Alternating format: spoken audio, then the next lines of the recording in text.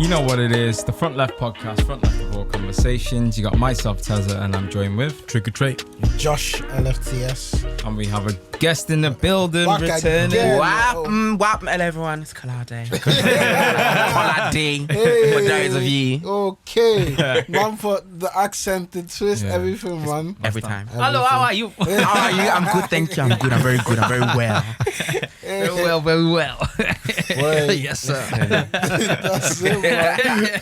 That's it, man. It's been a good, what? It's been 2 months now, innit? Since we've seen Has it been that long? 2 months, Yeah. No way. Yeah, man. It's September now, innit? Yeah, man, do it. Episode like 31, innit? That is mad. Episode 31? 35. 35 was there. I was thinking 10 weeks, yeah, big one. Episode 35. Yeah. Yeah, because we started back with Crispin with 34. That is mad. Oh, mad. Yeah, man. 2 months. I was only 2 episodes out. Now you're 5. I know, yeah, what? I said 31. And I said it was 35. Oh, shit.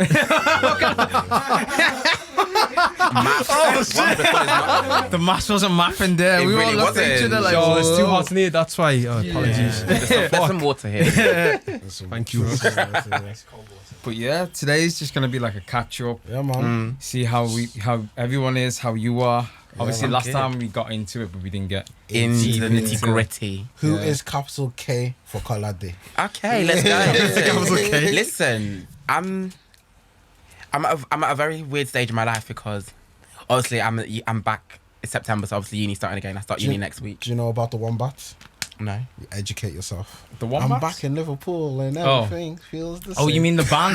Because when he said he's back in Liverpool, so I'm back in Liverpool. I'm an honorary Scouser. Oh. Honorary Scouser. That is the. Sounds that like is a St. Edward's when tune, you, that, when you know. you when you come back into Liverpool, you have to always sing that song.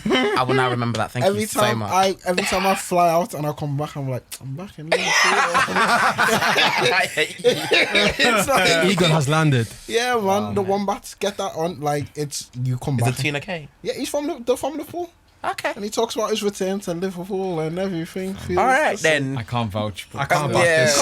No, I know who the Wombats answer, but that's not my type of. Well, it is my type of music, but I don't really listen to. Yeah, the it's Wombats per indie. se. It's indie music. I'm not an indie kind of Yeah, but guy. you need to sing it on your return. All right. I got you. Okay. You're forced in. A little ukulele. Yeah, wait. But as you were saying, you're in a Yes, funny space. I start uni next Monday again properly, Okay. and I feel like after the summer I've had, I don't really feel like a students. right with. Now a professional. You're not even a student now. You're an icon.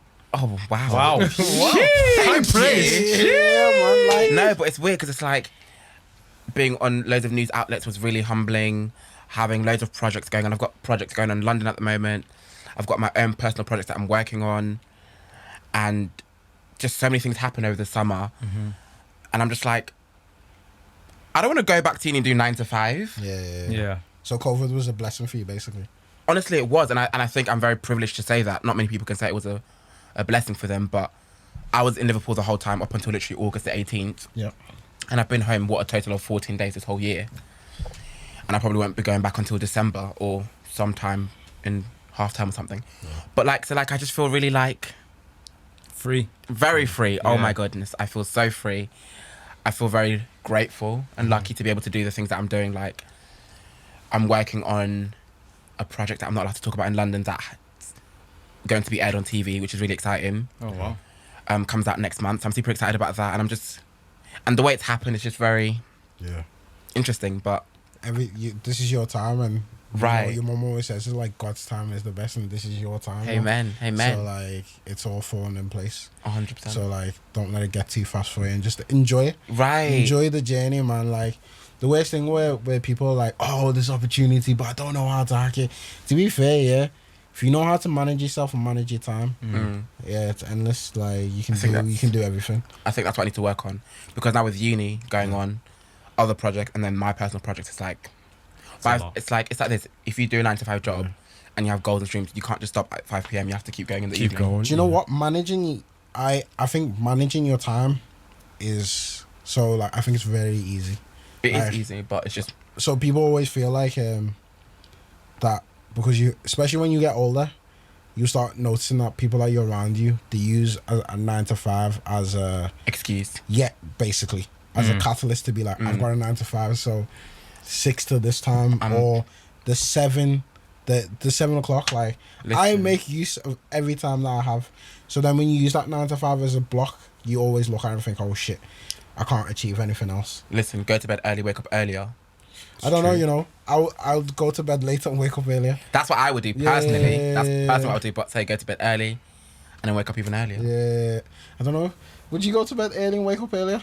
Yeah, I Depends. love doing Would that. you? What are you Yeah. categorizing as early? What? I'll go to bed at 11 and wake up at 5. I can go to bed at like 9:30. If I'm tired, I'll just Yeah. go straight to Swear. bed. Yeah, yeah. Nah, that's too early for But me. the Way too bare early for me. time that you just missed. Yeah, You missed the 11. night. What, Till what am I 11? missing? You said Fam. 11. I will go to bed at like 1. Fam, nah, I can't Yeah, I do 1 can 5. do that. I can do 1 and then be up by 7. Okay, Yeah. I can do that 1 and 7, Yeah. but I can't do Yeah. 1 and 5. Listen, I could go to bed at 5 a.m. and wake up at 7 a.m. It's really bad. It's really bad. I couldn't do that. I'll be I'm so passing bad. out. It's so bad. No, like, sometimes, it's so bad. Sometimes I don't go to bed. Okay, wow. Serious? You like My- me? my I brother's kind of like that. don't sleep. But it's just when you get older, Yeah, there's yeah. something. It There's hits you. something It hits you. Critics like that, don't it? There's like, hit you you. can't sleep. When I was younger, man, fam, I stopped. My all stresses came the 3rd of September 2004. That's when I started secondary school.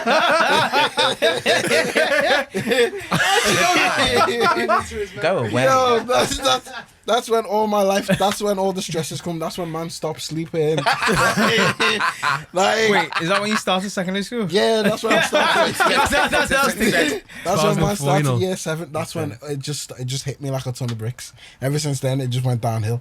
When I was in like year 6, mom was sleeping whenever. Mom was chilling. Like, What responsibility? year 7 when it came, I don't know, something in my body started. Yo, boy, big man, you can't be sleeping. Wake up! You're sleeping on the job. Wake up and smell the coffee. Yeah. Wake up and smell the coffee. No, listen. I think that is fucked. It's so bad. But I don't know. I'm very much like you said, I don't like missing out. Yeah, I yeah, don't yeah. like missing out on stuff that I could be doing, even though sometimes like I'm bad, I procrastinate, but I like to be doing stuff all the time. I feel like So what does like a normal day look like for you if somebody's to say like, oh, what have you got on like next week? see, I'm very much like nothing is ever the same. But now that I'm going back to uni, it's like this. I'd wake up, say like 7:30ish, get dressed. No, that's 8:30ish. Have a shower, get ready, eat. Probably won't eat, but then go to uni for 9. Do my things, whatever I do in uni, and then if it's like a Thursday or Tuesday, I'll try and go to a dance class in the evening. I'll do my work beforehand if I have time or after. On the days that I don't do dance, I'm working on projects for myself or stuff. When you're at uni, it's different though, because your whole, especially at like drama school, your whole mindset is just like you feel so engrossed in uni. But like, Yeah. I'd say that's changed since lockdown. So I'd say my day to day is like wake up, check the gram, check everything what I'm doing, blah blah blah. Check on the project I'm supposed to be doing. If I need to write an article, need to write that. For example, I live with a guy now, so we're constantly thinking about what we Oh, doing, you what we finally eating. got a place? Yeah, it's really I was nice. right. Upper Parliament Street. Yeah. It's really nice.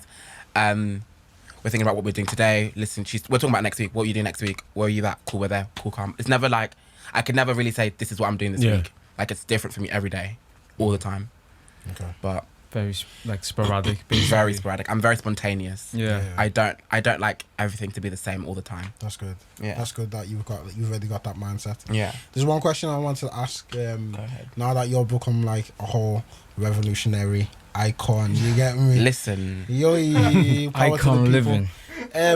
The whole backlash that was happening in Lipper, the whole racism, you're advocate of all this like that. There's like you're it's like the dark side versus Luke Skywalker. What's it like now? Listen. Stop. Put it this way. No one in my course said hello to me today. I saw them on the grass. No one said hello to me. I waved. I was like, what? Whoa! Wait, maybe they didn't see me. I don't really care. Listen. When I, listen, I don't care. doubt that. Listen, I'm here to get my degree and bounce. Oh, serious? I don't know. Obviously, we don't want to go too into because the Fam, I want to get into it. I want to know what I'm going. I'll slap the yeah. You Boss don't back, want, miss, boss.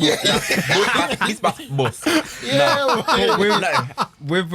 With Lipper, when like the backlash started and stuff, was it when I saw it, I thought it was like they were not standing up. It was basically like that. So it wasn't. It's not as if like they said something wrong. They It was did just as well. Oh, Yeah, they did. So what happened Okay. was, I think it was the president, prime minister, whatever you want to call him, of LIPA, principal of LIPA. There we go. He said all lives matter, but he had said it in a way which was very rude, and he said it on emails to loads of students saying, no, we don't discuss political issues. First of all, Black Lives Mattering isn't a political issue, as we know. It's just very basic. That's the bare minimum. Black Lives Matter is the bare minimum. And Guy saw it, and Guy was like, nah, fuck this, and she blasted it on Twitter and everything, blah blah blah blah blah. BBC got a hold of her, so like, and that's how it went viral, sort of, so to speak. And it was just very much like, I think in his mind he was like, I'm mixed race too, and he's like, with what? Oh, is he mixed race? Is he? Allegedly. With what? Because he's not told us what he's mixed with. So I want to know. 'Cause we're not talking Irish and English. We're not talking Irish, English and Welsh. That's not what we're talking about, sir. But it's just... It's true though, sir. Because your struggle as a white passing male, because for all I know, he could have a black mother or father. Yeah, but as a yeah. white passing male, your experience is not the same as Very mine. different. Very Yeah. different. But yeah, so it wasn't... And then it was very weird because then I hadn't done my work for uni because I'd lost a friend. I hadn't gone home. There was also reasons as to why I didn't want to go home, not couldn't go home, didn't want to go home. So I was here and I told my uni I didn't want to go home, blah, blah, blah, blah, blah. So I hadn't done my work. So all these teachers were messaging me being like, oh my God, congratulations, but then also telling me to do my work. I was just like, it's confusion. All these teachers that there was a teacher, I'm not going to say who obviously, but I didn't feel like they liked me because of my skin colour in class. I didn't feel like I was respected in class because of my skin you're colour. black. Did Right, you see 'cause I was that black. came out recently with another drama school? Really? It was on the news. Jacob, if you could just check BBC News, just drama school that came out about racism, and then we'll pull that up in a minute. Mad. But they come up like, what they were saying is like, one of the drama teachers said, with every step you take. I've seen that, yeah. I was like, she was like, just embrace your ancestors with every step you take. I said, ancestors? Like, yeah, it was yesterday. I saw it yesterday. Mad. What did she mean by that? What does she mean by that? Statement, though? She was black, so she was like, just embrace your ancestors with every step.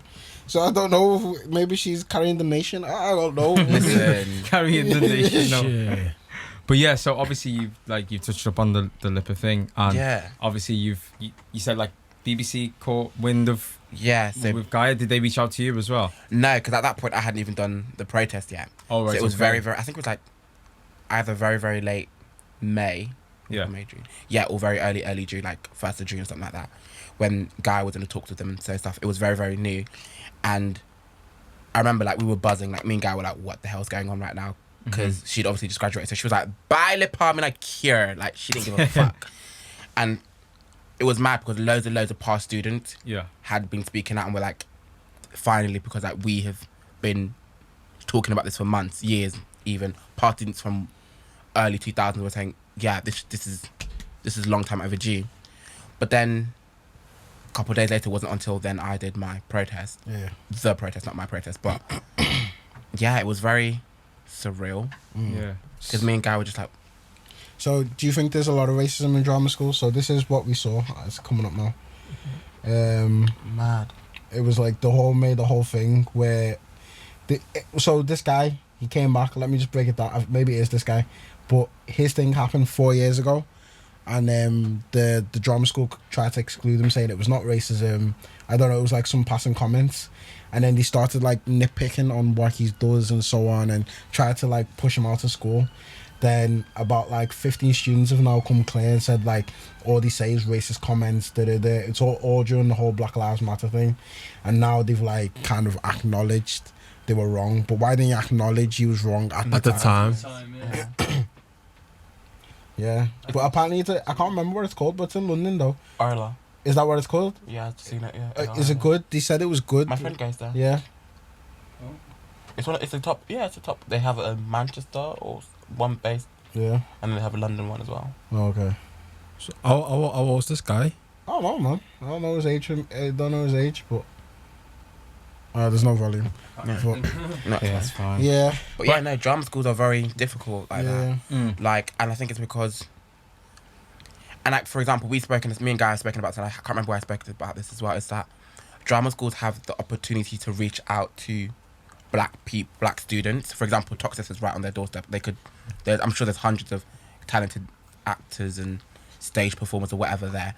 that is right on their doorstep that they don't do anything about. And allegedly, Toxic man. I don't know about my people though. okay, well, maybe one or two even. But with with that, obviously, depending on like our backgrounds and stuff, like if we presented, let's say, like I know if you probably presented to your mum or whatever, I wanted to go drama school. Hey, You're hey, probably hey. exactly you'd be told. Listen, Yeah, before I yeah, started, serious. my mum said, "Listen, it's not too late." Is that what she said? My mum That's what said, I'm saying. she didn't say it's too late, but she said, "I'm not gonna lie, you could still be like a doctor." I was like, "Listen, You see, listen, my GCSE grade said no." Yeah. so you come with that kind of pressure where you're thinking, even though this may be something I want to do, Yeah, you might be looked at by people in your family. Like, Yeah, it's true, it's true. because at the core of our cultures, I think it's education. Like, Yeah. and I don't blame them. Like my mum did, especially in my family. My mum did performing arts as her first degree when she first came out of school. So she's very much scared. Like I'm not gonna make it because she believes in me and whatever, blah blah blah. But she's been down that road and it's it's tough. Oh, did Right, she try yeah. and get She did, into but she- Nollywood films? not even like she did more like performance arts. Okay. So it was much more like theatrical and like Oh, cultural. She should have tried Yeah. Nollywood, you know. She should have, yeah, should have Oi. been fine. My uncle I forgot his last name, but his wife, she's a Nollywood actress. Mad. Yeah, and so when my mum, I want to say his last name, but my pronunciation is killer right now. Listen, Don't 'cause I butcher will- my uncle's name, man. But yeah, when my mum and he came to England, his wife at the time was just up and coming. And now she's like providing for man, and yeah, Love that. so she's getting more P than what he was getting when he was living here, Mad. just doing Nollywood. Literally. Yeah. It's crazy, but like, yeah, so my mum was always like scared that it wouldn't work out. My dad's always been like, follow your dreams, whatever, do whatever.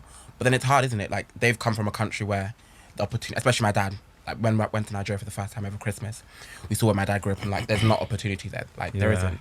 So bringing his kids here and raising his kids here in Western society, he wants them to have the best life and make the most out of it Yeah. to the full, which is what I get. So I get it. They've sacrificed a lot, so Yeah.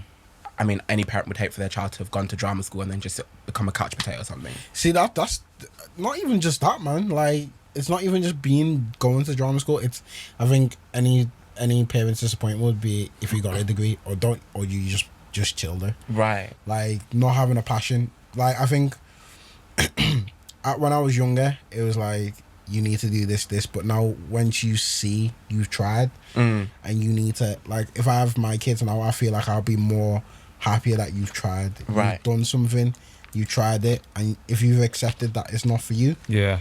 then it's not for you. Why should I force you? Then I'll be more happier that you tried. Like It's funny. only you can.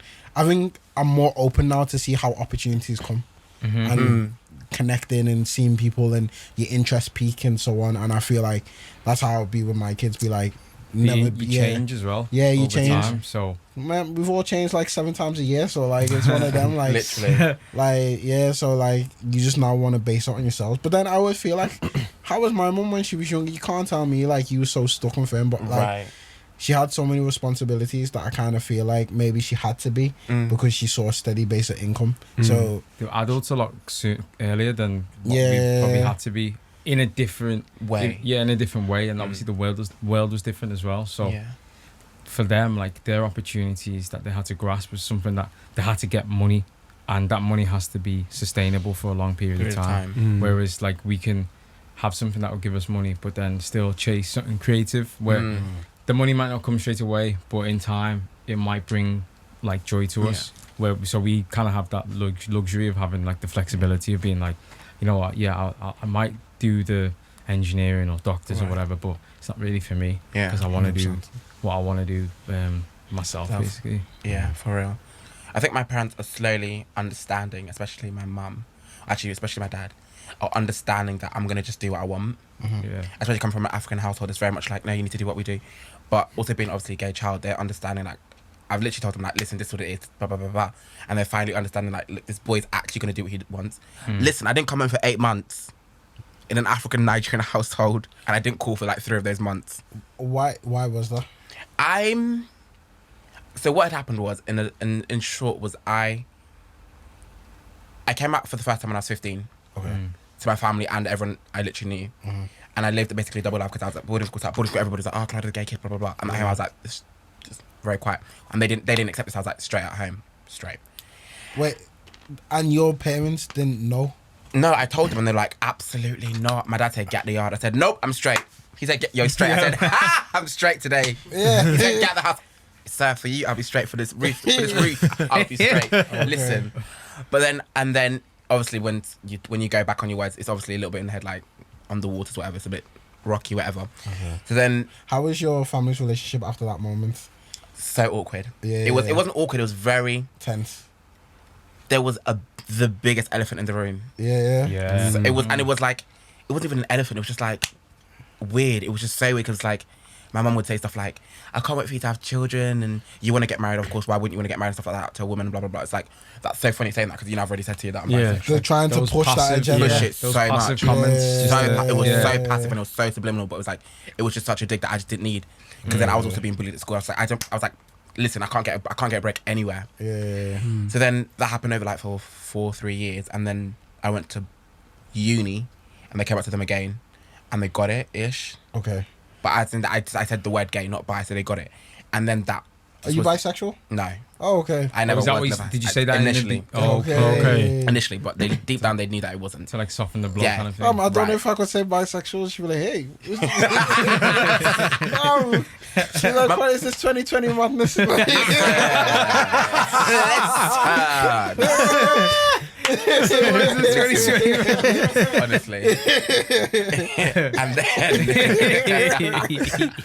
And then when I was 19, I came out again, and it was like, but I came out as gay, even though I was being gay. But then they were like, they just said the worst things ever. They're like, get out, not get out of house. They said everything but get out of house. I was like, just say the word, get out of my house, get out there. Just say the word and I'm gone. Because they said everything else that was so horrible. I can imagine them proper like. They went in, they're like, we want nothing to do with you. Don't call us, don't text us. I was like, what did you tell them in person? Yeah, because I don't back want to home, disrespect. Yeah, I was back home Yeah. for uni, and I was just like, just say the word, get out of my house. Just say the word, because then I can go and I can just live my life to the fullest. But they just didn't say it. So it was like, so what do I do now? You said you don't want nothing to do with me, but you still give me a roof over my head. Like, I'm grateful, don't get me wrong, but it's like, it's awkward as hell. So I went back to uni that night, and then my mum was like, called me, she's like, why'd you leave the house? I was like, you're still their child, to be fair, man. I know, and that's what I'm so grateful for. But then during lockdown, I sent them a 3,000 word letter, being like, listen, 3,000 word letter. Listen, I could listen. You know how I told you I did my work? I did my work for uni last 2 weeks ago. I wrote that 3,000 word letter in like 10 minutes. I kid you not. I wrote. He's been building up, kind of thing. Like over 5 years, I told them what happened. I told them I was suicidal. I told them I tried to commit suicide. I told them everything. I said, look, this is what you did. This is what you said. I said on July mum said she was suicidal to you, and you told me that my mum was suicidal because of me. Deep it. How are you telling your son that he's suicidal because of me? I said, I gave them the list. I said everything. And I still even held back just a tiny bit, but I gave it to them like hardcore. My mum to this day still hasn't finished reading the letter. She can't. You can't? She can't. You can't? Because deep it, you were suicidal. But now deep it, your son that you gave birth to was suicidal before you even suicidal, and I didn't tell anyone. Right. So then she was always like blah blah blah. My dad read the letter and he was like, because I told them I'm not gay because I want to be gay, even though I love being gay, but I'm gay because that's who I am. I didn't choose. It's like I said to them, look how much I've hurt you. You think I wanted to do this? No child wants to be the sole reason that their mum is literally suicidal. And my dad was like, fuck, like, rah. I get it to a certain extent. So now I went back home. Obviously in August, it was like, we didn't really talk about it, blah, blah, blah. And I think they now know, like, we don't have to talk about it. I won't rub it in their face. If I have kids, I'll let them know. If I'm getting married, I'll let them know. If they want to come, they come, blah, blah, blah, whatever. But you're not going to force it. I won't ever force it. That's the thing. I even said in the letter, I'm so grateful for everything you guys have done and are still doing in my life. Like, You've got siblings, innit? I've got a twin sister and an older brother. He's 23 today. Oh, happy birthday. Happy birthday, Lanray. Yes. Hey, Lanray. Larry. Happy birthday. Larry, waju.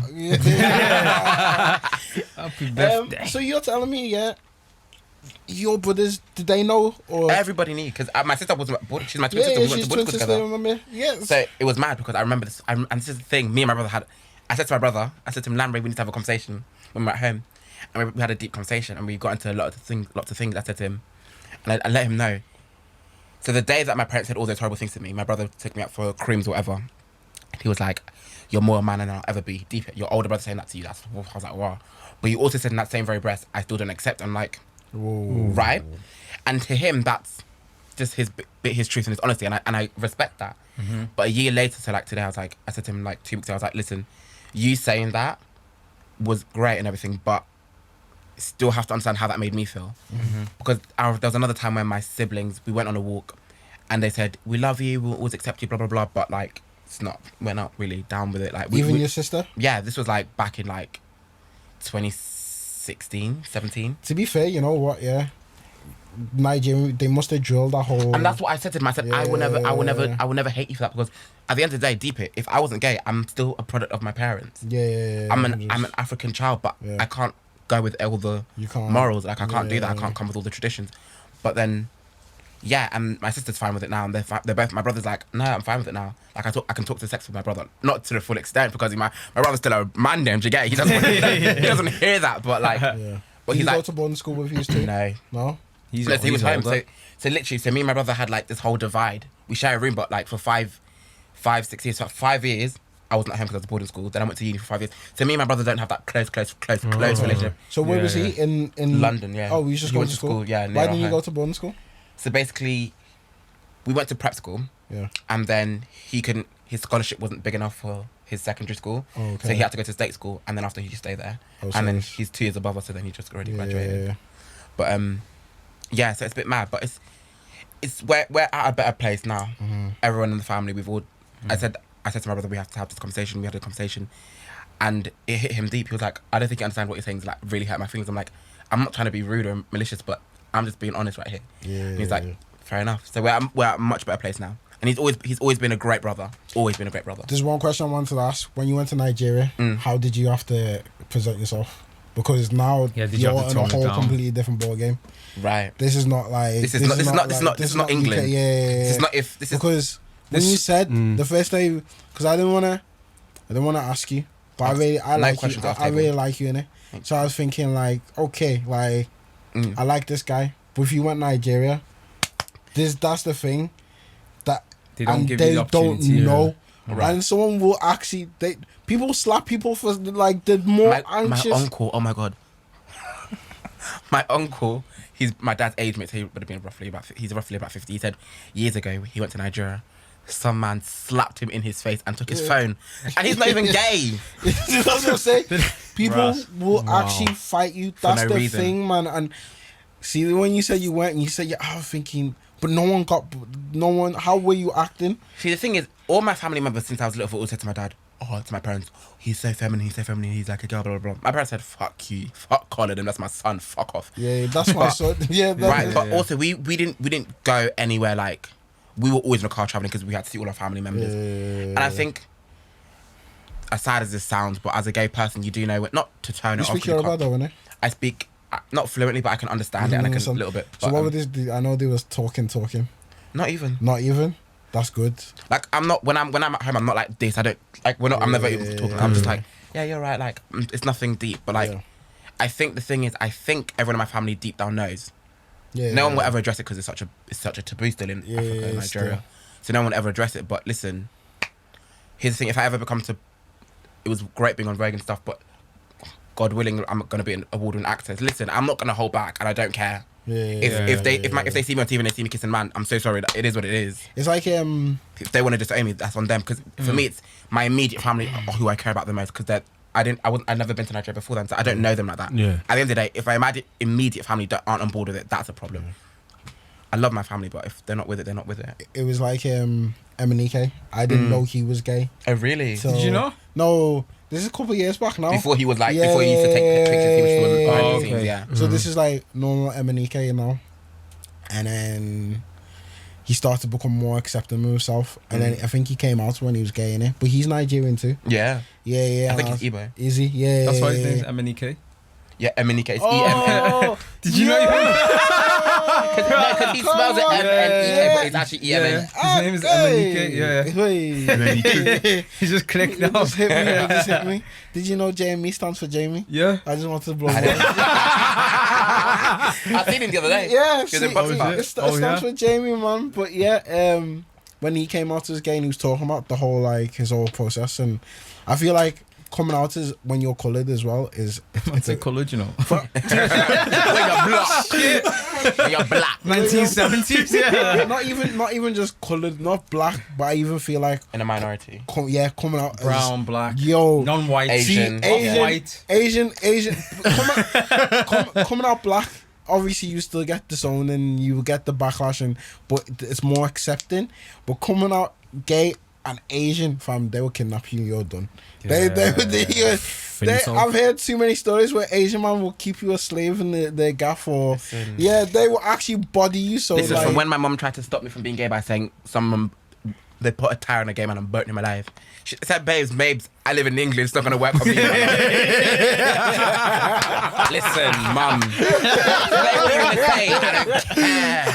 But you're not taking me to Nigeria to get me burned. How about that? From when she was saying that, I was like, what now? What are you going to do? I was like, that don't apply That to me. doesn't apply to me.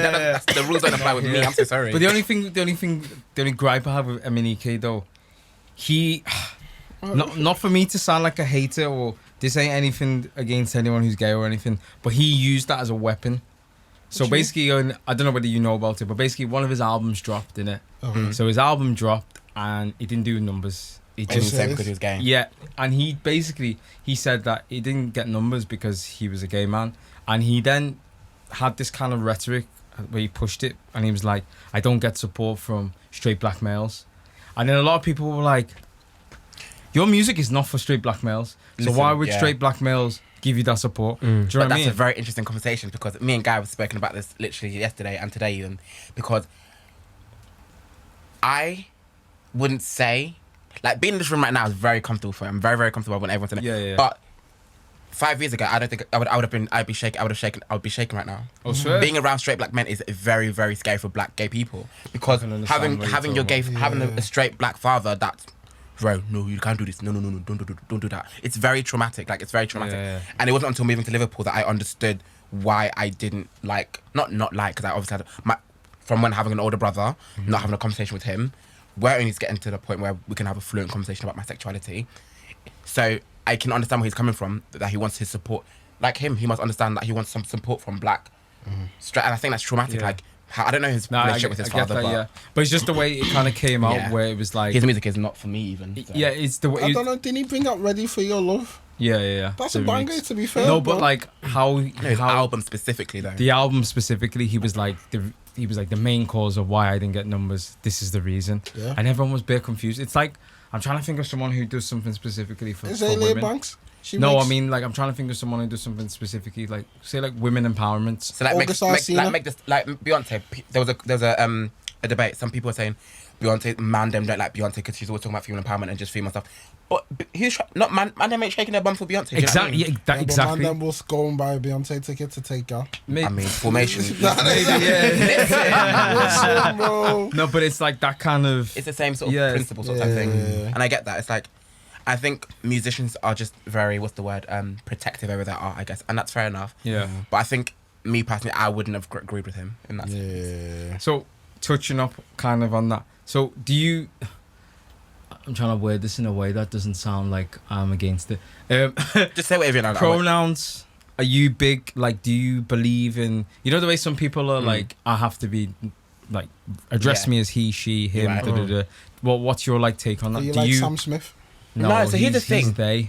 Yeah, that's what I'm saying. Yeah. Is that what it is? No, because he non-binaries. Yeah. So here's the thing. For me, it's very interesting because I remember the first time someone called me she. I was like, who? But then you have to remember, like, all my friends, not all my friends, but a lot of my friends were girls, especially when I was younger. All my friends were girls. Yeah. So I've always been one of the girl them. Like, okay, so for example, I was at my friend's funeral, and they said, okay, everyone take a picture with There was a picture of Nicole, like the little picture you put, and everyone was like, oh yeah, Stan, all Nicole's girlfriends, Stan. And I'm looking at Rihanna, her best friend, like her sister. I was like, Rihanna, that includes me, doesn't it? She was like, obviously, sis. Like, what do you mean? Like, all my girls call me sis. Okay. Right? And Rihanna was calling me she, like, girl, see, like, everyone was a girl. Okay, but that's what I'm saying. Right. And then I get to the point where, like, if someone calls me she, this, I don't care. But because I'm comfortable enough that I know I'm a man. I don't my pronoun isn't a she, but if you call me she, I'm not offended. So, because you know how it's getting more big on social media, how everyone should put their pronouns in their bio, blah, blah, blah. But then I'm thinking, I'm not a she, but if you call me she or her, I won't care. But that's because I'm with the girls all the time, so like everyone already sees me like as a girl. See, like, I speak to a lot of girls, and like, if they were to, obviously, they obviously, I'm not gay or anything like that, but they know that obviously I'm not asked. So, you know, like how, like you said, a girl might say to someone, oh, girl, or whatever. They might say that in conversation with me, and they're like, oh, they mean it like that. Next time I'm going to be like, yo, baby! Yo, baby! Yo, baby! What it do, baby? What it do? What it is, what it does, baby! But to me, I find that funny. You're rude with it. He's taking a piss. He's actually funny taking I think we found Josh's hidden talent. He said, baby. Obviously, it's like when you're with your boys and you might say to a girl and you'd be like, bro, or fam, or do you know what I mean? Like, it's so interesting though, because like if a man says or boy says to a girl, because sometimes it comes out like I'm like, yo, bro, like to my girl, exactly. yo, bro, like, are you mad? Like, yo, man, like I'm being like, but then sometimes, girl, don't even play with me, like. Do you know what I mean? Sometimes I have to apologize because some girls take it as offense. Yeah. Like sometimes some people do take it. Like, the other don't day I call me was that. like, who did I say it to, you know? I said it to M. I was like, yo, mate. She was like, who's your mate? Wow. Because sometimes collecting truth. if girl have like a thing for you, or they think they have a there's you someone going can't on, call them if mate. you made them, But it's not friends. It's not. Listen, just if a man friends calls me only. bro, and yeah, you're but like if I say it, I don't mean it like mate, like our friends zoned you. It's just like oh the mate, term. Yeah, it's just. but this- listen, go on. You go. I was gonna say if a man that I like calls me bro, I'm pissed off. Don't call me bro. Oh, I call you bro. Yeah, but you're not my man. Oh, yeah, exactly. Did you miss that bit? You're not my man. Yo, baby. What it is, what it does.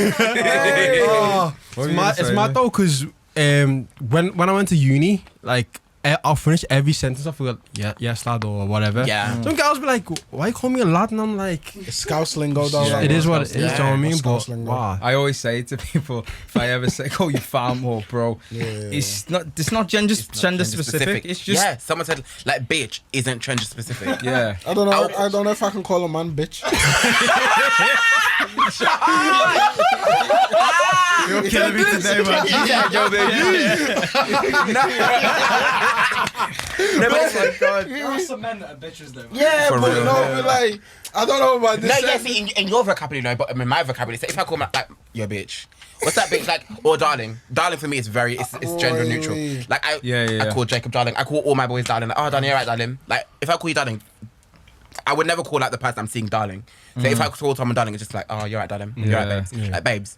See, I don't even call a girl that I'm talking to babes. Exactly, I Well, don't. I'm trying to think about the only word I call them is bubs. You know, B-U-B, yeah? You're right, bubs. Yo, baby. I don't even call them baby, man. I hate it when gal call me babes or boo. And I love it, you know, when My girls man's call you like, babes. yo. Oi. I like it, man. I like it. I got the daddy shout to the dance like, who's your father? Your father. Not only father. I'm not your father. I didn't born you. Listen. Like stuff like that for me, it's just mad weird. Fam. Like, I think it this depends. Maybe sometimes it depends who it is. I don't even call my own dad. How you call me daddy? Like,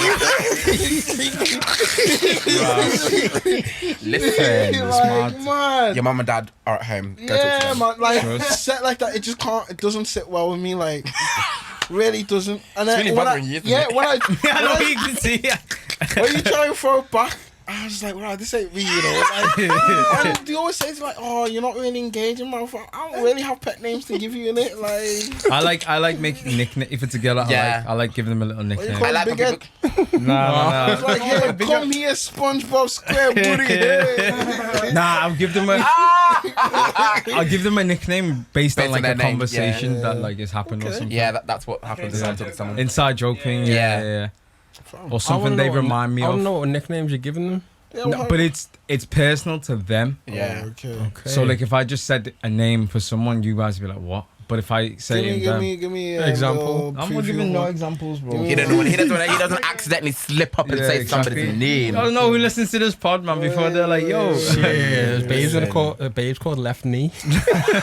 left me, you know. Listen. it's not in like that. It's not like that. Man Listen. said left knee.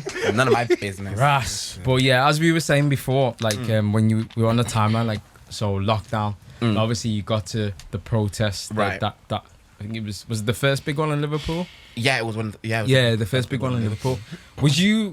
Did you get like asked to speak, or was you just like, it was like this? I feel something in my heart, kind of thing, and like I feel like I've got the voice to go and be that. That's not how it happened at all. No, Okay. definitely not. But what happened was, so I'm interested in this one. So my friend Renee Hughes, love her. Oh my god, she's like my mentor. She's a dancer for Little Mix. She's beautiful, gorgeous girl. She put on her story, and this other girl called Gemini, called amazing dancer in Liverpool, based here in Liverpool, and they both were like put on their stories. Anyone doing any protests in Liverpool? Does anyone know we want to rock up? Like, want to show our support and love for our people? And then I was like, yeah, let's do it. Like, what's going on? Let me know if there's anything I want to know, because I was obviously here, not in London, so I felt hopeless. And I was like, if not, let's just do something ourselves. Let's just do something cool. So we started talking to people, and then Emily started it, no? The Emily. Yeah. But before that, there was another group that were doing it. They were going to the Liver building, and they're saying they're going to make it purple, and then What for what reason? just to take a knee for George Floyd. Isn't purple Liverpool colours though, no? I don't know why they chose purple, to be honest. But yeah, and then she ended up cancelling that lady because she was scared that there was too many people because of Corona, and she was like, as black people, you're more prone, so we don't want anything to do that. But somebody had told me on the low, she actually quit because she wasn't a black person, so she felt really like awkward doing it. Yeah, no, I fully understand. I fully understand. Yeah. And then we found another group, which was Emily's group. No, not Emily. Emily and some other girls, bless their hearts, they're little girls, firefighters, something like that. And they were doing it. So then we were just talking, and we were like, cool, we'll come help set up and stuff. And then when we got there wasn't much to do because most people were already there and there was no social distancing. But there was. And they tried really, really hard to start off with. And then it only lasted about 10-15 minutes. We took a knee. Man, it lasted an hour. No. The first one, initially, it was only like 15 minutes. No, wait, We were there for a while. Yeah. So, I got some words. Because I love you now, and you're my brother. I'll protect you for life now. Thank you. So, the first one, I'm an honest guy, and I can't lie. You had a platform, and it's not just you. It's not about you. I think that whole protest, the woman at the beginning did really well. Yeah, she did really good. She did very well. Her knowledge and everything was massive. And then you came on and you was like, you hyped it, and I was like, yeah. Then I was expecting someone else to come on afterwards. Like, nobody came on afterwards. This is what I was saying to you, innit? Yeah. Like, you got the people to this level, but then What do you do next? And that is how I felt, because there was moments because Guy was next to me the whole time, and I was thinking, okay, so you thought the same thing. I was thinking, okay. I don't know, because I was thinking, do I say speech now? But then again, like I said, it wasn't planned. I didn't feel like I should write. But I didn't expect you to say nothing, because I looked at you and I was like, this is a small boy. Right. So I felt like a little boy too. Yeah. So, I felt like a little kid. Because I didn't know you, and I was like, this boy is not this boy, but this man is young. So his life experience towards ours is not the same. And you got the people rallied up to this level, but all you were saying was the mantra. Right. But there was nobody else that came in to deliver. And I was thinking, rah. But then I was like, I can't be this dickhead now and be like, yo. Like, do you get what I'm saying? Like, I was saying, like, I was so like, there's more things. Because people came. This is another thing where I was kind of pissed off. People came to that protest because they had nothing better to do. Right. It was in the middle of the pandemic. It was in the middle of the pandemic. So they just came just to come and say that they'll come. They saw a crowd and they just joined in the back. So now you come in and people feel like people that are there or people surrounding there, what they're hearing is they're hearing George Floyd. But George Floyd, there's so many filters. There's so many avenues where you could talk. But because the mantra was getting pushed and there's all people just know this name. but the name is part of an agenda, Right. of a whole bigger picture, and there was no one there to now spear it home Right. with that message and impact it. Because I was like, is that like, I'm not saying is that it, but like I was like, No. there should have been. But then I don't hold it against you because you're young. Right. And also I think so. So then it was like the knee was only like 10 minutes, and then all of that was only like 15 minutes, and then I stood up. But what actually happened was Guy stood up. Guy started chanting, and she was like, "Kolade, take it, Katie," because Guy from the get go, because this wasn't her first protest. Yeah. Guy's been protesting for years, so she was like, "No, she knows her. She's from Brixton. Her friends are black. She was a minority in her school, so she was like, this isn't for me to be chanting." So she was like, "Kolade, take it." But then I was like, okay, cool, what do I do next? This was also my first protest. Okay. I always tell people this. I have a privilege as someone who went to boarding school and private school. I have a privilege of understanding the other side of not living. I live in an area which isn't the best, but then I have the other spectrum of it, living in a better place in a boarding school. So I have a privilege of being able to not have to deal with so much negativity when it comes to racism. Yeah, I had loads of institutionalized racism and loads of in school bickering, petty Passive. racism. Yeah, passive, but not necessarily being racially like violently abused. But so again, everything I've learned through racism has been from either my parents, the internet. So my knowledge as well before this wasn't as hard hitting as other people. Hard-hitting. Yeah, And that's one of their things. I was like, okay, they should have had somebody. Yeah. And I was like, when I left that protest, not gonna lie, I was kind of, I was annoyed. I wasn't annoyed at you. I wasn't annoyed at Emily. I was glad that something like that happened in Liverpool.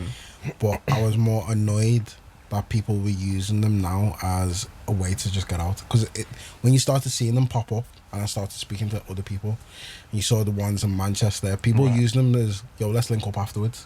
right. Let's chill. Like, Someone let's said do to me this. at the Manchester Pride, "What are you doing after?" I said, "I'm going to my yard." Also, the Manchester one, so I said, "I'm going to my yard. I'm going home. I'm tired. Do you get what my I'm voice is saying? done out." Bare people I heard like linking up afterwards. It was a party vibe. Let's drink up afterwards. I'm like, it's And I not. was thinking, right, like, but then it made me even more angry where it was people who were black. Yeah. It's not even white people. It was people of color that don't care. People are only bothered when it actually generally hits them. Yeah, Yeah.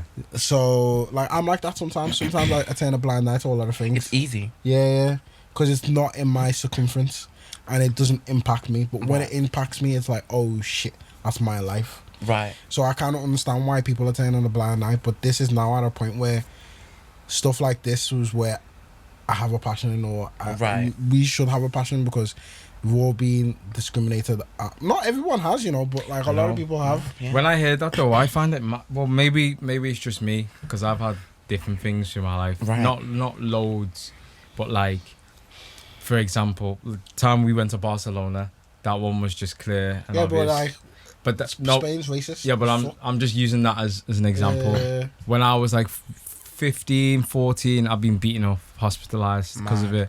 But obviously, do you know what's funny? I forgot about that, because I think I actually had PTSD after it. But I didn't see anyone, but I actually had PTSD from that for like at least 4 years or so. 4 years? Then, yeah, at least 4 years. Crazy. Yeah. Talk about it. I want to know. What exactly? Like, what was your PTSD like about? Because basically, when the incident happened, like obviously I got jumped, and how it happened when What I was the woke reason? up. Just a random attack. So it was Hub. Remember the Hub festival that used to have? Yeah. So we used to have it in Egbert, and I remember walking back. Wait, are you okay to talk about it now? Yeah, I'm okay to talk about it now. This is nearly like 9 years. So when it happened, when I was walking back from the festival, there was like a group of us, maybe like 8 or 9 of us. Do you know what's funny? Paisley was there, who we had last week. Mm-hmm. She was there. So it was her and her group of friends that like we used to chill with. But there's only, I think there was like 6 girls, and there was only 3 guys. But 2 of the other guys that I was with had gone. They got off early. So we were walking down past. Then I remember just like coming to like the end of the road, and then there was like 2 guys that were coming towards us, and you can just tell tension. But I'm thinking in my head, right, the 2 guys I'm with, I'm not really close with them. So I'm thinking, Who okay, was it? No, I'll tell you after the pod. I don't even think you know them anyway. Okay. They wouldn't back you. Yeah, but at the time, I was thinking, I don't know how this would happen. But at the time, they were seeing one of the girls that we were with. So like, when we were walking past, I was like, I had my headphones in and stuff. I was like, fuck it, I'm going to take my headphones off, put them in my pocket and whatnot. And then as we were walking, like I could see them kind of like talk to the girls, like asking them questions and stuff like that. And then it was one of them. It was one of the times where it used to be like TMD, toxic man them or whatever. So I think the guys were like, oh, are these with, are these like associated with it? And it was like, nah. But then I can't remember what girl, but I think they tried to make it out as like, no, but we know them kind of thing. And then it turned out like, obviously, once they heard that, then it was just on. But then the other two, Why? I have no idea. Just because you know the girl? No, like, because we were associated with that, like the toxic man them kind of thing. But I didn't really understand it because I was ahead, you see. So they were behind me. I was ahead. The two other guys were like slightly ahead as well. But then literally, me and this one kid just started fighting. The two guys I was with, they just gone. They just ran. So obviously I couldn't run because there's two of them and there's just me. They would run. Oh, so it was just you and two guys fighting? Yeah. But it was me on my own with two of the people. The other two guys that I was with, they just like, when I say they ran across the road, like oncoming traffic. They just gone. Quick. Just. Fam, give me that axe. I was. Oh, fam. Box them up. They're gone. They're gone. Boom. There's just me. There's two of me. So I'm like, there's no point in me fighting. So I've turned round to run. I'm gone. Then all I remember is getting to the corner of the road where the shutters. Then there must have been like, I can't remember how many, but just saw bikes round the corner. Next minute I wake up. Fucking hell. Don't know what happened. On the side of the girls were still there. They woke up. Girls were crying, all sorts of. I have no idea. What these man look like? Nah, because they were like, I was asked like, do you want to go to court? Do you want to press charges? I was like, I can't remember anything. I must have been concussed. I couldn't remember anything. Woke up. The only things I do remember, obviously, I used to have braces back then, so my braces were broke. Yes. My braces were broke, and I remember just waking up and just my ribs were just killing me. Then I remember going into the chippy, and then they had to ring an ambulance, sat me down and all that. Then it was just like, I had to now ring my mum and dad when I was like 14, 15 to try and tell them. And then I couldn't. And then I was just like, passed it to the guys in the ambulance. They rang them. Parents took, ambulance people, parents, everyone took me. It wasn't anything major, but it was like. Why your parents didn't let you out for ages, man? No, it wasn't even. Indoors, it wasn't even that. It's like after I'd been in the hospital and they checked in everything and I was okay. All I had was like bruised ribs and I had to get my braces fixed and I had like a bit of a cut on my head kind of thing. It was more so like I didn't want to go to school. I was just, because my school was where the incident happened as well. So it was like every single time I've got to go to school, it's like I've got to go past it. So I was just like, but then my dad was like, he kind of gave me a pep talk in the way like, this is a one-off thing. It's not going to happen again. Like, it was unfortunate, but you can't let what's happened hold you back kind of thing. So you just need to continue. But I remember like getting off the bus and walking, and then obviously some people were aware of it, not everyone. And I remember walking, and I remember like, it's not their fault, but like my friends who I was with at the time, like just like kind of leaving me, but not meaning to leave me, and just I was just no, I mean like when I was going to school. Okay. So like this after, this is like 2-3 days after. So I remember like I was going to school, and then like this is early in the morning, but obviously where I'm walking past is where the incident happened. So in my head, it just brought back memories. And then when they like went a different way, I was just like almost like frozen a bit. But I was like, I've got to go to school. Then it escalated even more, because when I got to school, the school caught wind of it, and then people started making rumors. So there's a guy that I was friends with who was in my year at the time. He was with me beforehand, but he's not one of the people who ran, because he would have been there. People started making rumors that he ran away and left me. Yeah. So I was thinking, you guys went there, like, stop making things up. Like, he didn't run away. Like, that's not what happened. He had left an hour beforehand, so he wasn't even in the picture when that happened. Right. So you get all these rumors, and then because he's been now brought into it, he's like, I think I know who it is, because some people were like throwing names about. I'll tell you after the pod, but I don't really know the people who had done it, but people throwing names about who lived in like that side of Liverpool. Fam, school days, man were like investigators, man. Fam, Nah, I swear. News used to travel rapid Travel in school. 2 days later, so I'm in school. People in the older, like, oh yeah, like, there's me just like, listen, I don't want anything to do with this. I just want to continue as normal. So then, like, this is where it got even weirder. So like the next day, so this is the first. So I've been back one day. The next day, because the person who was brought into the beef, who they said who ran away from me when he never, he's gone and had a fight who he thinks is part of their gang. My days. No way. And he backed it for you. He's fucked them up. What a guy. Differently. Mash them up. Come in the next day, his knuckles were like. Fam, that's your boy for That's a life. punch That that needs you- to be your best man for your wedding. So I was like to him, like I really like love, like, but Love, thank you've you, made but- this so much worse now. Nah, I'm not gonna lie. 'Cause He had It's to back it. retaliation. yeah, yeah. now it's like. He had to back it. I don't blame him because I would have had to. But do the it thing too. is, what made it worse is he lives in that area too. So That's gonna come back on him. my school's there. We go to school there. He lives in that area. The people that he's Is had a this fight Egbert, with. Yeah. The person he's had a fight with must know he lives there as well. And his older brother was one of them who was about it a little bit as well. I'll tell you after the pod. So I'm thinking, shit. Now they're gonna think I've asked you to go and back it for me. Yeah. So this is where it just gets mad. This is I don't even know. My mum and dad do know. Yeah. So basically, this is mad. So the head of year comes to me and like takes me aside and he's like, so and so had a fight yesterday, kind of like on your How behalf did and the whatnot. teachers find out so rapid? Because Bro. people don't have to keep them off. Yeah. And because it's all in the same radius, isn't it? Yeah. And then you've got people older, brothers, this is all happening. And then I get like, head of year brings me to his office. He's like, listen, I know this might sound mad, but I'm going to send you home at lunchtime. And I was like, why? And he's like, because of the fight. He's like, he thinks that the people that he had a fight with, they're going to come back. Because they obviously, they know you go to the school. They know that like, they know his older brother. They've had beef with his older brother. They're basically going to send you home. Going to send him home who had a fight. Gonna send all the black people home. Lord! Like it was actually a mad thing. He actually said days. he actually sent all the black All of them are home. just affiliated in Just- some way. we are- Because you're black. But we are actually boys. But like everyone in that year, anyone else who just like you may as well just go home as well. Yeah, Kind of Because if he I can't wanna see talk- you, he'll just come for you. exactly. Yeah. They'll just put two and two together. All of you, get out. So he sent us all home, and then he's like, "Don't come in tomorrow. Let it blow over for a day." It's like nothing on you. You just have the day off.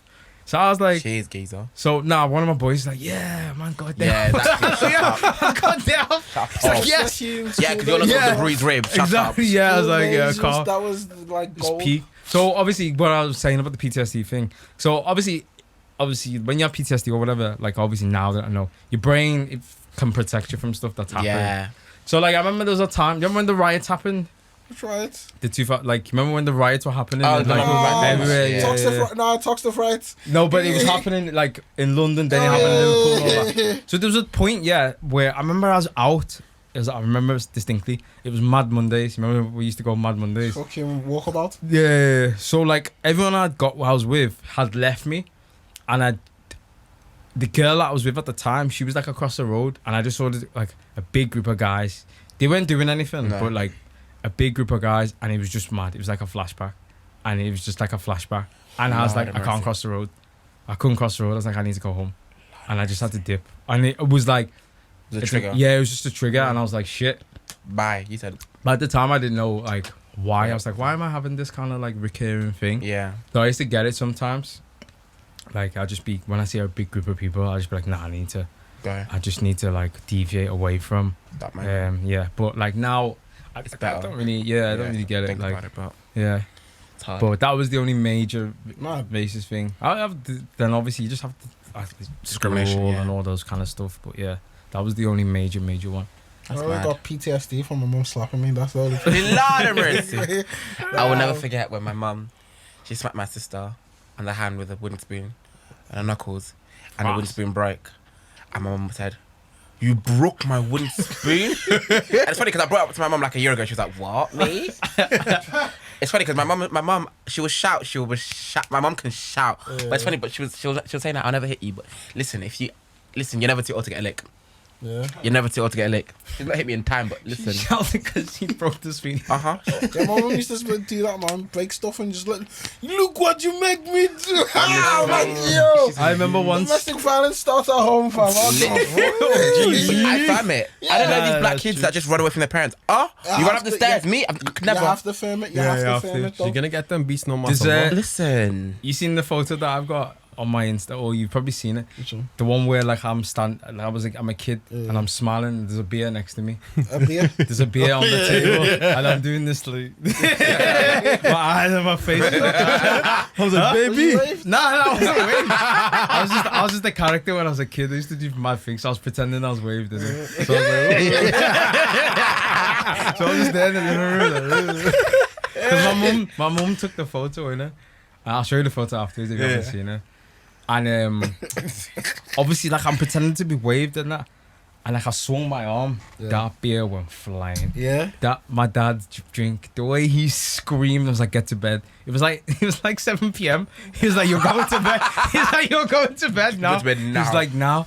Yeah, the beer went flying. I've ever told you the reason why one of the reasons why I stopped drinking once. Like I didn't drink for ages. No, I don't think so. I'll never forget it. So I never used to drink for Tom. Yeah. But I used to not drink because of like just health and gym and stuff. I thought, nah, drink is not for me. I used to get angry a lot.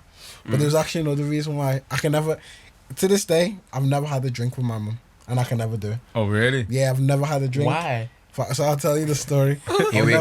I'll never have a drink. If we've gone out for food, never had ordered alcohol. We went to a family occasion, never ordered alcohol. I had my first alcohol beverage with my parents the other day. Yeah, Oh, fam, sir. you're brave. I can never do it. So I must have been like 13. 13, 14, 13, 14. He said just at the after time. young.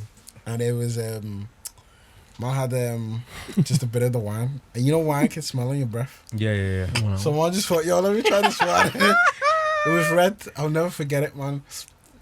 I was thinking, yeah, this shit's nasty anyway. So I actually was like, nah, this ain't nice. And I spat it out. But it was like, man, didn't even wash. I didn't even think like, yo, Wash you your could mouth out. you could walk past somebody. And they And you should, He fam, said- and back Yeah. then, my mum's senses was sharp. Not now, she slowed down a lot. But like, they slow down, but they still sharp. not Even- as sharp as you. When my mum was a fucking, she was a commander. 5-star general. She actually was. General. She actually was, man. It's not as harsh, but yet the way. You're drinking, man. I was like, yeah. I was thinking, do I was denying it? You said yeah. I said no. I was Oh. like, she was like, you're drinking wine. You're drinking. Let me smell your mouth. Yes. Yeah. Like you did. Oh, it was so funny. And then She was like, yay. Okay, so she was like, she called my sister. So my sister's called Talia. Talia, let me smell your breath. She didn't smell it. It's you. It's you. Bro, the way she was like, you want to drink. Maybe drink. She forced you to She drink it. thought ever since then, I was like, made you down it. and then done it. Yeah, she was like, if you want to drink. She said bottle. Yeah. That was spit that shit. For She told- she a let you long time know. in my life, I was like, nah, this alcohol thing is not for me. Fuck. Like, no, it actually fully worked. Mom was like, That's the one punishment that work. Mom was like, rah, like, this alcohol tip is not for man. Like, and then from then, I've never thought like I can never like me and my mom can never sit down. Like, my mom said she'll have a drink, I'll drink milk. Fam, I can never. I've never had a drink with my mom. That's mad. And I think something inside me would be like, yeah, you can never have nothing. What she did was serious. 25? She said, Yeah. child abuse. An hour in it. Have we got 5 minutes left? We're on about an hour and 5 minutes. Boy, I'm out. 15 minutes. Cool. About 15 minutes. what else we got to touch? Yo, we got your grief. I want to know. Yeah. Okay, so I'll start from the beginning because we didn't record the beginning. So it was 11th of July that my best friend, my good sis, Nicole Thea died. And I was actually going to London to go see my best friend, Susan. Also, shout out to Susan, she's got a brand launched a couple of months ago. Love to her. She's the behaviour. And Susan, I hadn't seen Susan since Carnival last year, so I went down to go surprise her. And then I got the call from my friend Nana, who's like my dance mum. I was like, she's like, hey, I was like, what's up? She's like, Nicole's died. And I'm just very, I was very confused. I just couldn't really believe it. Even now, I still don't believe it. It's just very something that you don't really, you're not prepared for. You're never prepared for death, really, ever really, to be honest. And then she hangs up the phone and I'm really confused. And then the first people I thought about was Naomi, LeVay and Vanessa, which was a group of sisters who I met from Nicole. I met her at her birthday party last year. I was like, fuck, who's going to tell them? Because I know I'm close with Nicole and I'm close with Nicole's best friend. Wait, don't you think they didn't know before you? No, because they were Nicole's best friends, but that's it. That's where their journey stopped. I'm friends with Nana. I'm friends with Rihanna. I'm friends with Beverly. These are all of Nicole's people. So I wasn't always gonna find out first. But Nicole, Nana's my mum, my big sister. She was always gonna call me if something ever happened with anyone. If something happened to Rihanna or Beverly, I know someone's gonna call me. If something happened to Amanda, I know they're gonna call me. Okay. But no one is friends with Naomi and their sisters like that. So no one was gonna call them. So that's just their friends. Right. Okay. So then I was like, fuck, who has anyone told them? So I didn't say anything. And then I get a message from Naomi going, hey babes, Nicole's trending. I'm like super scared that she won't pick up her phone. I'm like, Okay, because she's a personality. as right, well. but they're best friends from her. But how didn't they not see that she died on social media? Because it was literally early in the morning. Okay, so what was So trending? it was what was trending was that Nicole was just trending. She was just number one on Twitter, and everyone's like, "What's going on?" Okay. And it was. I didn't want to go on Twitter because I was like, when I did go on Twitter, I was like, "Why am I seeing all this stuff?" But then Naomi called me. She was like, "I'm getting scared now. She's not picking up her phone." Because no one had actually said she's dead. Just said, "Oh my god, something's happened to Nicole." And I was like, "I'm so sorry to tell you this, but she's passed away." Blah blah blah. And then she was like, "What the fuck?" Blah blah blah. You shouldn't have. You had to tell her. I had to, I was like, "What the fuck?" Because I was like, Like my mouth dropped when she said, "Kolade, what's happened?" I said, I'm gonna have to tell her. So I did. She told her sisters, and she's like, I'm so glad that they're glad that I told them because they didn't want to find out from the grapevine. Because I would have been so pissed off if I found out from Twitter. I would have been pissed off if I found I'm not out gonna from lie. the I internet. hate the And I way said- people find out through social It's media and awful. stuff. It's stuff. It's like Kobe's family found out Kobe died from TMZ. Right? Yeah, Imagine. Yeah. Me personally, I know that it would have affected me much worse if I found out from Yeah. Twitter. Because we were good friends. Like I literally called her a week before saying I'm gonna come see you because I know you're in the church. I literally just called her to be like, look, how you doing? You're in your 3rd trimester. Hope you're okay. Anyway, and then her birthday. So she died on my friend's birthday. Then her birthday is 29th of July, which is also my other friend's birthday, and her funeral was on my dad's birthday. So like every day it's been mad, but it's just been a very roller coaster of emotions. So like the first day I cried, but I didn't cry because I actually needed to cry. I cried because I just like your body's telling you to cry. The world tells you to cry. So I cried. And I was like, what the fuck am I crying for? Not gonna lie. And then I was with Guy because Guy was like around my house for a couple months, and then I just cried. I cried for like a good hour and a half, like just crying, listening to gospel music. I was just praying. I was just crying. I was crying so bad. I've never cried like that in my life, and I've cried a lot. Let me tell you something. I've cried with what I've gone through with my parents. I've cried, but I cried, and then I was just like, what do I don't know. It's just so surreal because that was my big sis. Like she literally called me saying, "Oh, I've got a business launch soon." Like Did the baby survive? No, No, the baby both died of as them well. They both died. I feel for the husband. Boga, yeah. What's his name? Boga, Boga. Is he Nigerian? Ghanaian. Ghanaian. Yeah, so he's not got G in front of his B. But yeah, so then I obviously messaged him, but even still, what Jimmy said, I just sent him love. Like I can't say anything, but all I can say is send him love. Yeah. Because most of the people were good friends with him because of her. Yeah. Like if you know Nicole, you know Boga. If you know Boga, you know Nicole. That's just how it is. Period. But then. For him, how do you move on? How you can't move on? Listen, on her birthday when we went to the memorial, I could have filmed it, ish, but I was crying hard because of the way his voice was. Like he was wailing. Listen, hearing someone cry like that hits you different, especially when you know for the reason it was. And it was just really sad. It's been very, very up and down, but nothing can prepare you for seeing your friend 6 foot under. Like I was like. I couldn't believe it. It was so surreal. I think after that, I've been more anxious. Like I'm not an anxious person. I don't shake. I don't get scared. I'm not a very nervous person. But for example, literally this is off topic. But the other day, I was dancing in my garden whilst I was doing my chores, spreading the clothes, and my neighbours were recording me dance, thinking it's funny. I was like, "What the fuck are you recording me for?" And then I started shaking. I was like really scared. I was like, I can't even dance in my hair. And I started shaking. I was like, and I knew for a fact I'm very in touch with my emotions and stuff. And I knew the reason why I was anxious was because. Seeing someone 6 foot under, like, you know, I don't know if you have like my friend 6'9", that's tall. It's one thing looking down 6 foot under is a whole new story. It's a whole completely different story. Seeing your grave and like seeing all the flowers, it was so surreal. And seeing that 6 foot under it's made me like much more nervous. Like I can't remember something else happened the other day, and I was a bit like, I'm thinking, deep down I know the reason why I'm like this now is because seeing someone 6 foot under, it does something to your brain, it does something to your mind. It's not normal. Traumatizing. So traumatizing, and it's like. But I'm so grateful that me and her, we never had a single argument, we never had a tiff, nothing. So all the memories I have with her are positive and are happy thoughts and memories. And like we always just laughed. Like literally on the phone, she was like, "Bitch, I'm going right now." She's like, "Bitch, I'm going," because if I could stay on this phone, I'm just gonna cry with laughter, which is lovely, it's amazing. But it's just so surreal because it's weird and what was also the weirdest part of it is because she's a personality and everything. I had hundreds of people messaging me, not hundreds, but like loads of people messaging me like. Disrespectful, not intentionally disrespectful. People message me like, "Oh, can you just go call Nicole to see if she's alright?" I'm like, because I already knew she was actually dead. So I'm like, for you to tell me this is like, you know that for you to even message me to know that I have her number must show you in your head that I'm close enough to know what's actually happening. Yeah, so you're not that close. Right, so you're not that close. So take the moment to be like, actually, if that person is dead, how is he feeling right now? Nobody does that when they don't know the person. Yeah.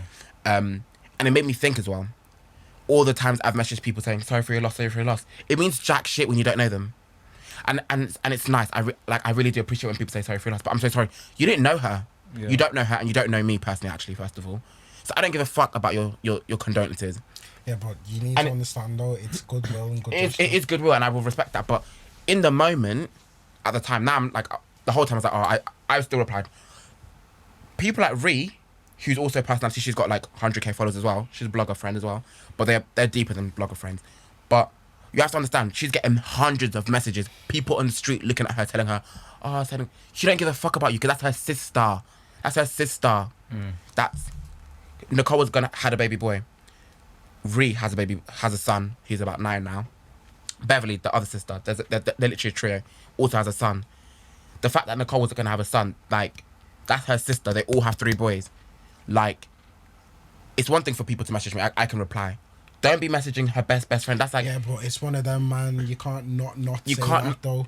It's like the other day I seen my guy from Love Island, Dr. Alex. yeah, His little brother. His little brother. yeah, died. And then even I sent a DM like, "Yo, I'm sorry for your loss." Like, Yeah, I'm like, I didn't even know what to say. Like, it just come up, and I was just like, I get that. In DM, it's like- different, but in person, like, that's really Yeah, personal. but then it's still. I'm sorry. Okay, I'm at a party now. Okay, so I was at a party. Okay, at a party's a bit I was at a party. nuts. Okay, so I was at Kitchen Street. Then I came back home and I invited a few people around. Cool, calm. Go Crazy came on. I don't know if you've seen the video of Nicole dancing to Go Crazy with Scott Brown, You stop. which was dancing with Bogger. Oh, okay. I don't know how the song Seen goes. it when she When she was pregnant. Yeah, she's heavily pregnant. She's like, she was in her third trimester. She's dancing, and that video's gone viral. And the song, loads of people know that song because of the video. Yeah. So this guy was dancing, talking. She's like, "Oh my god, I love that song." This particular case is a bit different because she didn't know. She's like, "Oh my god, I love this song." I know because of that. She's like, "Oh my god, have you seen that video of that girl?" And then she showed her phone because my phone was a picture of her. It's mad. My home screen before she passed was of Nicole because I wanted to pray for her all the time through her pregnancy. So I've just never changed it now. But it's just mad because then. But there was times where people have been like, "Oh my god, like, are you okay?" I'm like, someone did it to me at work. I'm like, listen, I'm at work. Like, don't make me think about things that I'm. Yeah. You like, of course, I think about her every day, but like other times I'm like, I'm at work. I don't want to be upset at work right now. Like, have some respect. Like, I understand. But the thing is, as a person I understand that people do not goodwill, but there's lack of sensitivity. I think, and I had to think about myself. Like, this girl that I knew-ish, her mum died earlier this year, and I was like, oh my god, sending so much love. But it's things like sending love. Your mum would be so proud of you. You don't know my mum.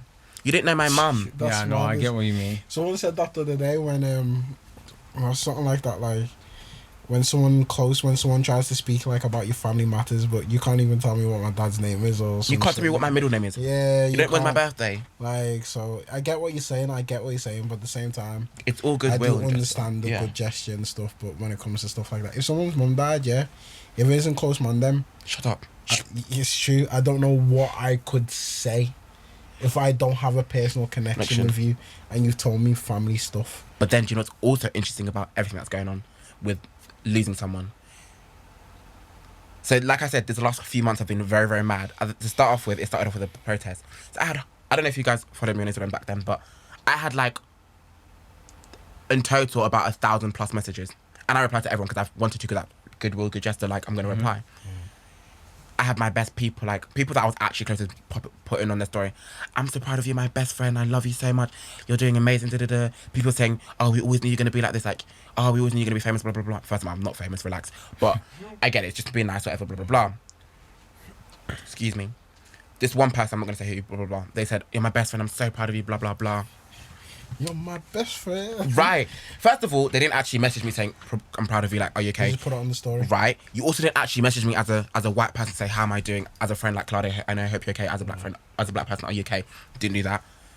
But then, when I lose a friend, you call me your best friend and you proclaim that to the whole world, then I've lost a friend personally. Not only have I lost a close friend personally, I've lost a friend publicly, because she was a public figure, and you're tapping through all my stories. Do you know how many people have done that? See, Like, and it's so maybe, mad to me. I see. This is the thing, innit? Me. And it's not about. I just finish this. I know you said you don't know what to say. There's people that I'm close to sending love. It doesn't take nothing to say sending love, thinking of you. Yeah.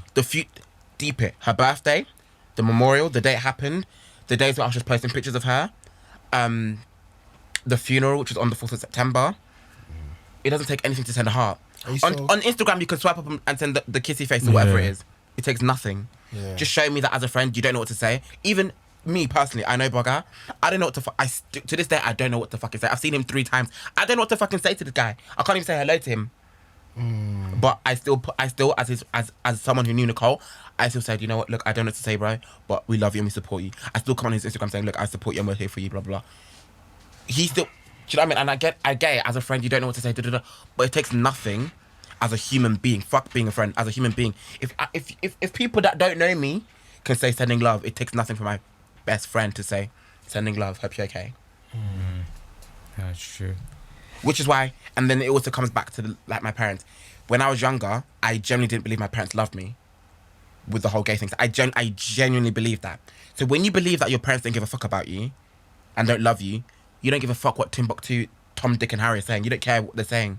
And that's the same thing with strangers that I'm saying. If you're saying sending your condolences, I don't give a fuck if my friends can't say it to me. I don't give a fuck. If my best friends can't say condolences, why the fuck am I going to care about someone I don't know? And I'm the person that I am anyway. I know who my friends are. I know who I am. And I've dealt with it, I think, the best way I can. So, very much so. At the end of the day, grief is also something someone told me. And I said to Rianne and Amanda, my friends, I said, I felt bad that I was upset at some point at Nicole, because I was like, how the fuck is Bugger feeling? He lost his future wife. He hadn't even proposed yet, but we all knew it was going to happen. We knew it was going to happen this year because she's turning 25. She was pregnant. We just all knew it was going to happen this year. I reckon it would have probably happened at the baby shower, which was going to happen, but lockdown happened. But I reckon, so yeah, I forgot what I was going to say.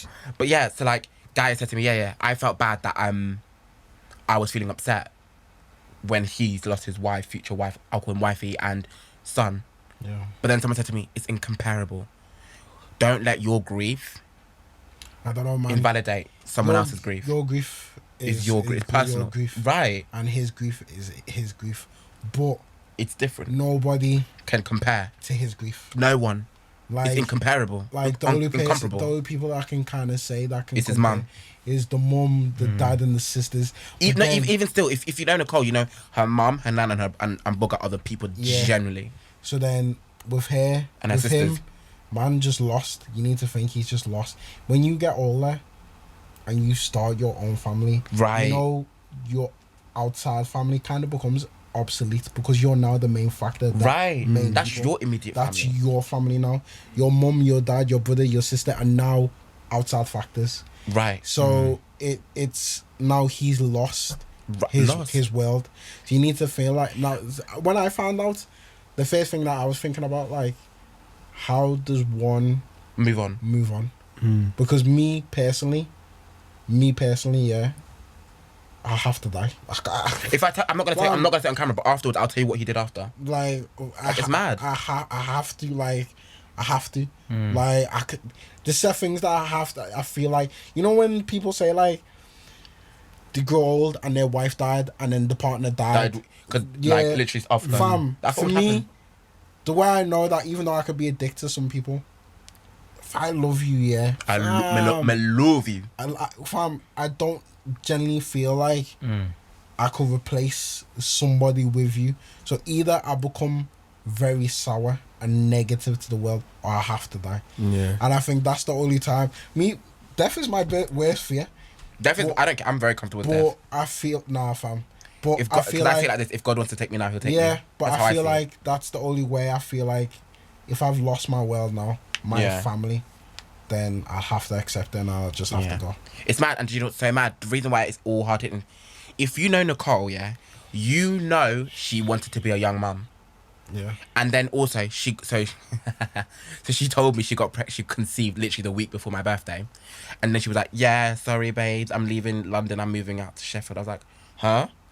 Is that where they live? That's where they live, like literally just somewhere near there.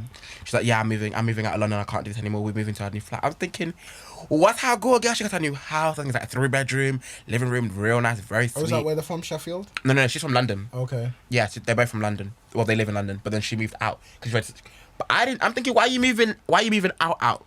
I didn't know this whole time. She moved in December. This whole time she'd been pregnant. So they already knew. They had plans for the house. They had plans for everything because she already knew this was her time to start her family.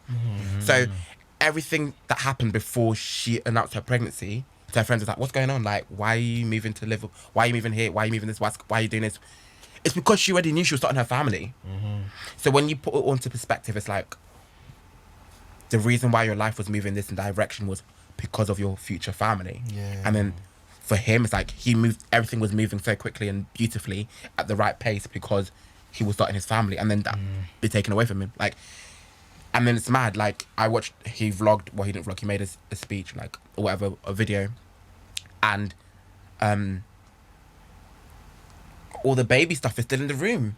He has to. The nursery is still there. It's like, Yeah. Bro, you can't take this. You can't. Yeah. Even me and Sally, you can't. yeah. That house would have to be. This is what I'm saying. It'll be a negative for him. It's a lucky it's a new house, because if they lived there for like 10 years, I couldn't leave either. You couldn't leave, Yeah, but at yeah. the same time, I still couldn't leave even though it's new, because They bought the house together. So then, her clothes I can never touch. Honestly. The baby's room has to be the same. I don't know if. But then the worst part is it's in Sheffield. Everyone else is in London. Fam. Mum's Yeah. in But London. that's what I'm saying. Yeah. I'll have to move out and pay the Yeah, and mortgage just and keep live it at there. home. Real talk here, something like that. You can't. I'm thinking of how I would be him. 100%. I will have to live somewhere else and for him to pay that mortgage, because these are the little memories of the future I was meant to have.